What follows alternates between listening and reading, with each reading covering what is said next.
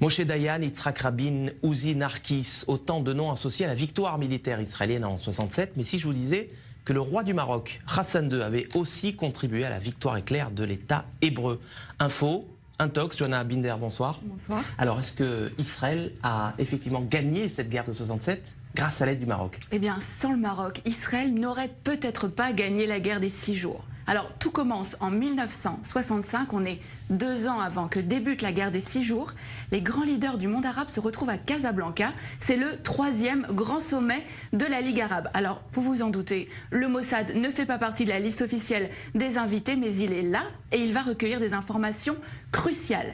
Il y a un protagoniste, c'est Nasser, le président égyptien, le leader de la coalition arabe. Alors dans quel état d'esprit est-il à la veille de cette conférence?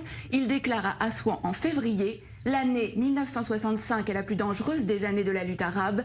Israël prétend que les Arabes s'apprêtent à perpétrer une agression. Cela signifie qu'Israël a l'intention de nous attaquer. Nous devons donc être prêts à riposter.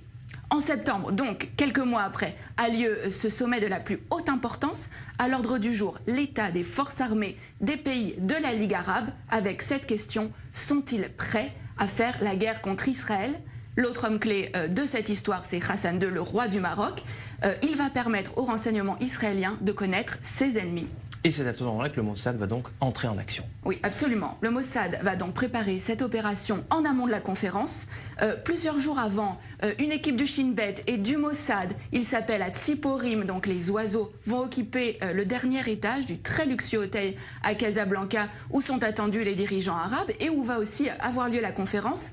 Mais la veille de ce sommet, Hassan II est pris de panique et il somme les agents israéliens de quitter l'hôtel. Mais au terme de cette conférence, il va livrer aux agents israéliens l'enregistrement complet de cette conférence. Hassan II a tout enregistré en secret. Il n'a pas confiance dans les invités de la Ligue arabe. C'est à peine croyable. Mais qu'est-ce que les Israéliens vont bien pouvoir découvrir sur ces cassettes? Alors, les enregistrements vont révéler qu'il est question de créer un commandement arabe unifié pour mener les hostilités contre Israël. Et le point crucial, c'est que les rangs arabes sont profondément divisés. On va pouvoir entendre des échanges extrêmement vifs entre Hussein de Jordanie, mais aussi Nasser.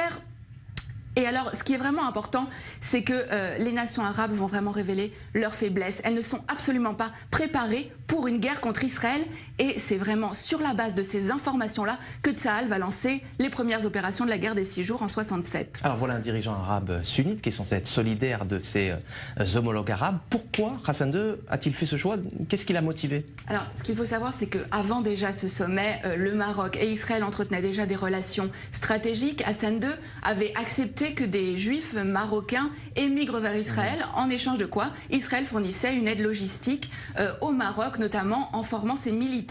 Et suite à cette opération, qui a vraiment été considérée comme le fleuron des renseignements israéliens, Israël est en dette vis-à-vis du Maroc. Seulement un mois plus tard, en octobre, cette dette a un nom, c'est Mehdi Ben Barka, le plus farouche opposant d'Hassan II.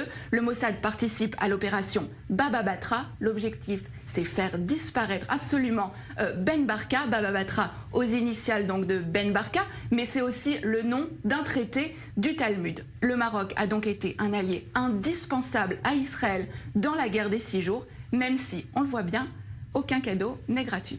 La petite histoire de la grande histoire. Merci Johanna Binder pour ces détails croustillants, dignes des plus grands films d'espionnage. Merci d'être passé nous voir sur le plateau du Mag Orient.